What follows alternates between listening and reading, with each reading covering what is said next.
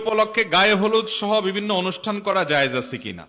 বিয়ে উপলক্ষে গায়ে হলুদের যে অনুষ্ঠান আমাদের দেশে হয়ে থাকে, এই গায়ে হলুদের অনুষ্ঠানকে কেন্দ্র করে নানা রকম অনাচার আছে।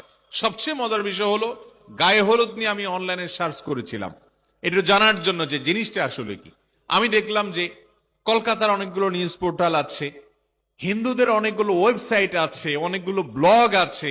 বিস্তারিত পড়ার চেষ্টা করলাম। আমি দেখলাম যে আমাদের হিন্দু ধর্মাবলম্বী ভাইয়ারা বা অন্যান্য ধর্মাবলম্বী ভাইদের অনেকের বিশ্বাস হলো যে বিয়ের সময় হলুদ, দুবলা ঘাস, আরো এরকম কিছু কিছু আইটেম আছে, এগুলো কুলোটেলো করে নিয়ে বিশেষ প্রক্রিয়া যদি ইউজ করা হয় তাহলে দাম্পত্য জীবনের সুখ শান্তি আসে।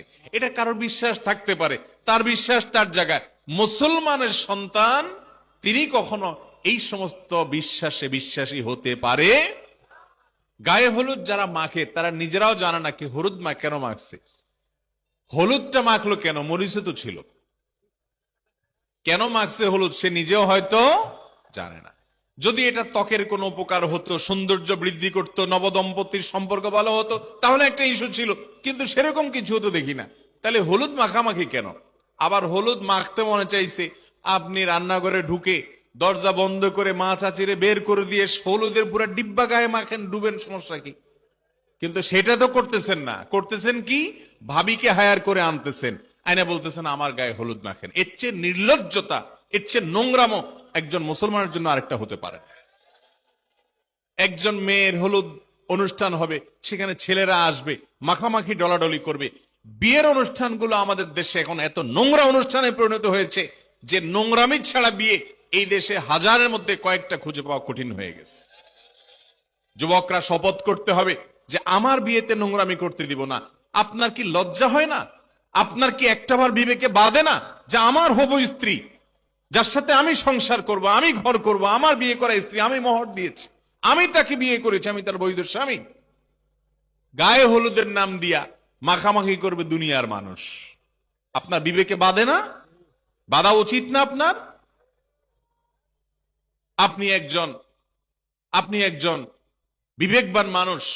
কোথাকার কার গায়ে হলুদ অনুষ্ঠানে আপনার বউ গেছে, আপনার বোন গেছে, ওই পুরুষের গায়ে হাতাহাতি, মাখামাখি, ঢলাঢলি, সেখানে গান বাজনা, নৃত্য, সেখানে অশ্লীলতা, নানা রকমের বেহায়াপনা এবং অন্যায় আচরণ। একটা বিয়ের অনুষ্ঠানকে কেন্দ্র করে শত শত জেনার আয়োজন হয় আজকাল। সেই জেনা কখনো প্রত্যক্ষ হয়, কখনো পরোক্ষ হয়। এই জন্য যাদের বিবাহ, তাদের দায় এখানে সবচেয়ে বেশি। যুবক, বিয়ের মূল উপাদান আপনি। অতএব আপনি যদি সংগ্রাম করেন, আপনি যদি প্রত্যয় করেন, প্রতিজ্ঞা করেন যে আমার বিয়েকে কেন্দ্র করে এসব অনাচার আমি হতে দেব না, দুনিয়ার কারোর বাপের ক্ষমতা নেই সেটা করার, ইনশাআল্লাহ। আপনারা নিয়ত করবেন না ইনশাআল্লাহ? বিয়ে জীবনে তো বারবার করবেন না, একবারই করবেন বেশিরভাগ মানুষ। এই একবারের বিয়েটা ফ্রেশ হোক, ঝামেলা মুক্ত হোক, গুনাহ মুক্ত হোক। গুনাহ মুক্ত বিয়ের সংকল্প করবেন তো ইনশাআল্লাহ? গুনাহ মুক্ত বিয়ের সংকল্প করবো। আল্লাহ আমাদেরকে তৌফিক দান করুন। অনেক মুরব্বীও ইনশাআল্লাহ বলছেন, আল্লাহ মুরব্বীদেরও তৌফিক দান করুন। বিয়ের তৌফিক না, ছেলে মেয়েকে বিয়ে করানোর তৌফিক। আর বিয়ে করতে চাইলে করুক, সমস্যা কি?